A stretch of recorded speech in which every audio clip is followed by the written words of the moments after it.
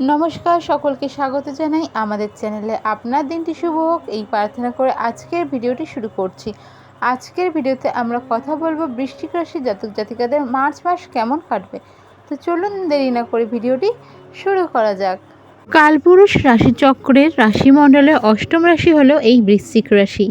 আপনাদের রাশির অধিপতি হলো মঙ্গল, আর আপনাদের রাশির অধিপতি এই সময় রাহুর সাথে একত্রে অগ্নিবীজ যোগের সৃষ্টিও করছে এবং রাহুর নক্ষত্র শর্তভিসা নক্ষত্র কিন্তু গোচর করছে।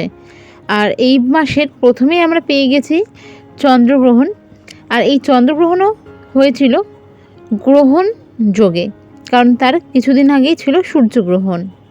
আর একটি গ্রহণের 1 থেকে 1.5 মাস পর্যন্ত গ্রহণ যোগ থাকে, তার এফেক্ট থাকে, তার মধ্যে কিন্তু চন্দ্রগ্রহণ হয়েছিল।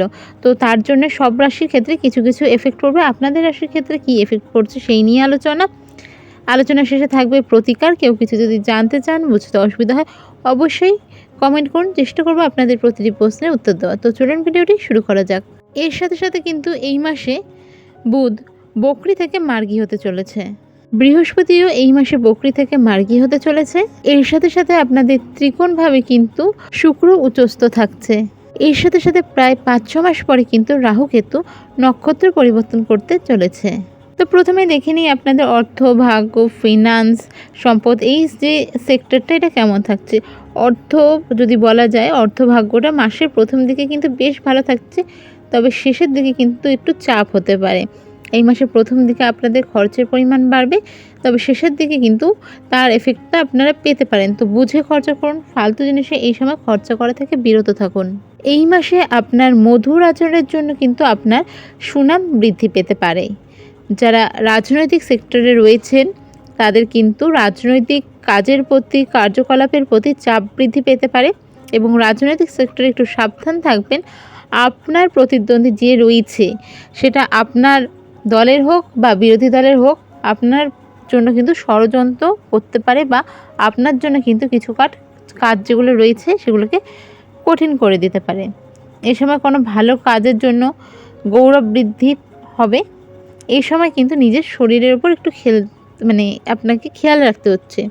যে দিকগুলোতে খেয়াল রাখতে হচ্ছে সেটা হচ্ছে, এই সময় কিন্তু শরীরে একটা চাপ বা ব্যথা অনুভব করতে পারেন। সেটা শোল্ডার পেইন, নেক পেইন, কোনো রকম জয়েন্ট পেইন, কোমর ব্যথা, পা ব্যথা, স্পাইনাল কর্ড রিলেটেড একটা চাপ ব্যথা, এরকম সমস্যা হতে পারে। দাঁতের সমস্যা, স্কিনের সমস্যা, অ্যালার্জি, চোখের সমস্যা হতে পারে। আশা করা যায় এই সমস্যাগুলো খুব বেশি সিরিয়াস হবে না, তবে আপনার ক্ষেত্রে যদি কোনো রকম সিরিয়াসনেস মনে হয় বা একটু বেশি মনে হয়, অবশ্যই ডক্টর কনসাল্ট করে নেবেন। এই সময় আপনাদের রিলেশন বা সম্পর্ক কেমন থাকছে। এই সময় যারা লাভ রিলেশনে রয়েছেন, প্রেমের সম্পর্কে রয়েছেন, তাদের কিন্তু কিছু কিছু ক্ষেত্রে সমস্যা তৈরি হবে। কেউ যদি ঠিক করে থাকেন যে বাড়িতে জানাবেন আপনাদের সম্পর্কের কথা, বলবো এই মাসটা দাঁড়িয়ে যান। এই মাসটা আপনাদের জন্য খুব একটা শুভ থাকছে না। কোনো রকম বাধা, কোনো রকম অশান্তি, এগুলো আপনাদের ফেস করতে হতে পারে। আর এই সময় যদি বাকি সম্পর্কের কথা বলা যায়, তাহলে পারিবারিক সম্পর্কের দিকে বলবো। পারিবারিক কোনো রকম সমস্যা সমাধানের ক্ষেত্রে এই সময় মাথা ঠান্ডা রাখুন। মাথা গরমের ক্ষেত্রে কিন্তু অনেক সময় ভুল কিছু করে ফেলতে পারেন বা বলে ফেলতে পারেন, যাতে সমস্যার সৃষ্টি হতে পারে। ভাই বোনদের সঙ্গে সম্পর্ক ভালো থাকলেও সম্পত্তির কারণে কিন্তু অশান্তি হতে পারে, পৈতৃক সম্পত্তি বিশেষ করে। পরিবারের কোনো ব্যক্তির সাথে পারিবারিক কোনো বিষয় নিয়ে এই সময় কিন্তু বচসা হতে পারে।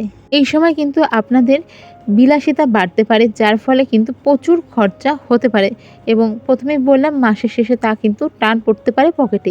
তাই যে কোনো ক্ষেত্রেই কিছুটা বুঝে অবশ্যই খরচা করুন। দাম্পত্য সম্পর্কের জায়গায় যদি বলা যায়, দাম্পত্য সম্পর্ক মোটামুটি থাকবে। খুব যে ভালো থাকছে তাও বলা যাবে না, খুব যে খারাপ থাকছেও বলা যাবে না। কিছু কিছু বিষয় নিয়ে নিজেদের মধ্যে মিসআন্ডারস্ট্যান্ডিং, কোনো বিষয় নিয়ে পরিবারের তৃতীয় ব্যক্তির কারণে নিজেদের মধ্যে সমস্যা এবং কমিউনিকেশনের অভাবে অশান্তি বেড়ে যাওয়া।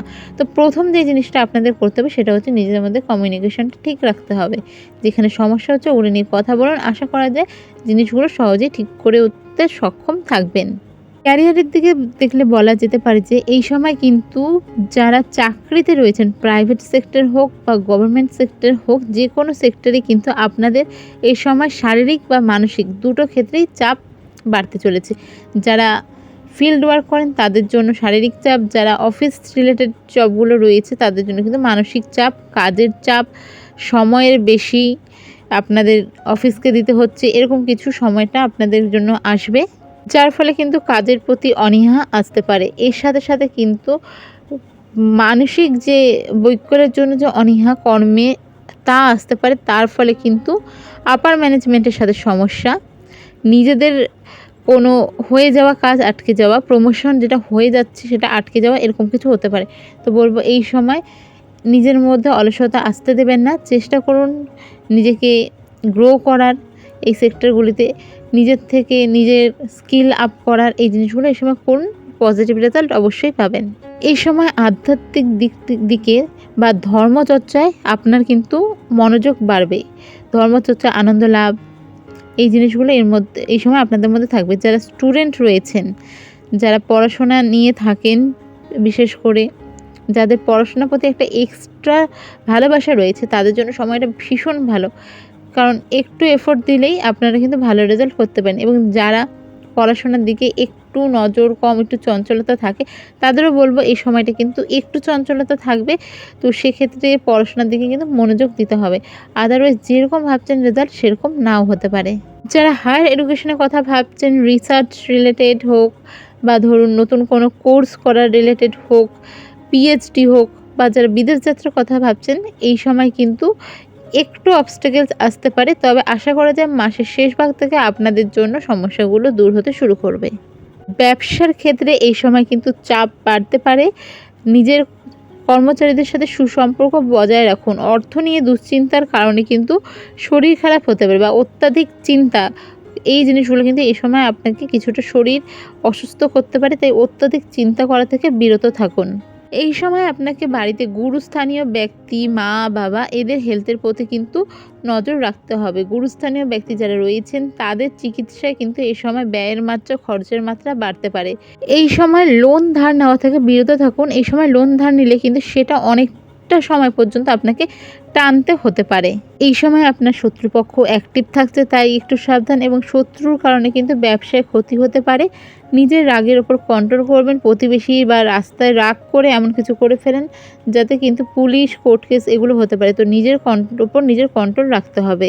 আর এই জিনিসটা আপনাকে আপনার কর্মক্ষেত্রেও মেনটেন করতে হবে, আদারওয়াইজ মাসের শেষের দিকে কিন্তু কর্মস্থানে উচ্চপদস্থ ব্যক্তির কাছে অপমান হতে পারেন, অর্থাৎ আপনার হায়ার অথরিটি যারা রয়েছে তাদের সাথেও সমস্যা হতে পারে। তবে প্রথম দিকটা ভালো থাকছে। এই মাসে আপনাদের শুভ সংখ্যা হলো 4, 6, 64।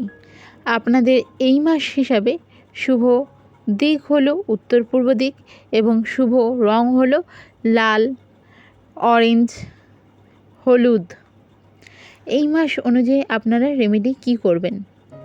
এই রাশির জাতক জাতিকা যারা রয়েছেন, বৃশ্চিক রাশি, মাসের যে কোনো একটি শুক্রবার থেকে বা বৃহস্পতিবার থেকে আপনারা শুরু করতে পারেন এই রেমেডি। আপনার সিংহাসনের সামনে যেখানে আপনি পুজো করেন, সেখানে যার বাড়িতে মা লক্ষ্মীর ছবি রয়েছে তার দরকার নেই, যার মা লক্ষ্মীর ছবি নেই বা মা লক্ষ্মীর মূর্তি নেই, যে কোনো কিছু হলেই হবে। তো মা লক্ষ্মীর একটা ছবি যাদের নেই তারা একটা মা লক্ষ্মীর ছবি রাখুন। বিশেষ করে যারা অর্থকষ্টে ভুগছেন, শ্রীম মন্ত্রের জপ করুন টানা 41 দিন বা টানা 43 দিন করুন। যাদের পক্ষে কোনোভাবেই টানা সম্ভব হচ্ছে না তারা অ্যাটলিস্ট 11 দিন করুন বা 21 দিন করুন। ডেটগুলো মনে রাখবেন, যাদের পক্ষে সম্ভব হচ্ছে 41 দিন বা 43 দিন বা 11 দিন বা 21 দিন শ্রীম মন্ত্রের জপ করুন। শুধু শ্রীম শ্রীম শ্রীম এভাবে 108 বার মন্ত্রের জপ করুন। এই একটা রেমেডি। দ্বিতীয় হলো সাদা দুর্বা যে হয়, সেরকম সাদা দুর্বা 11টা একটা সাদা সুতায় বেঁধে সেটা একটা কাচের গ্লাসের জল দিয়ে সেটা ডুবিয়ে রেখে দিন রাত্রিবেলা, সকালবেলা সেই জলটা পান করুন।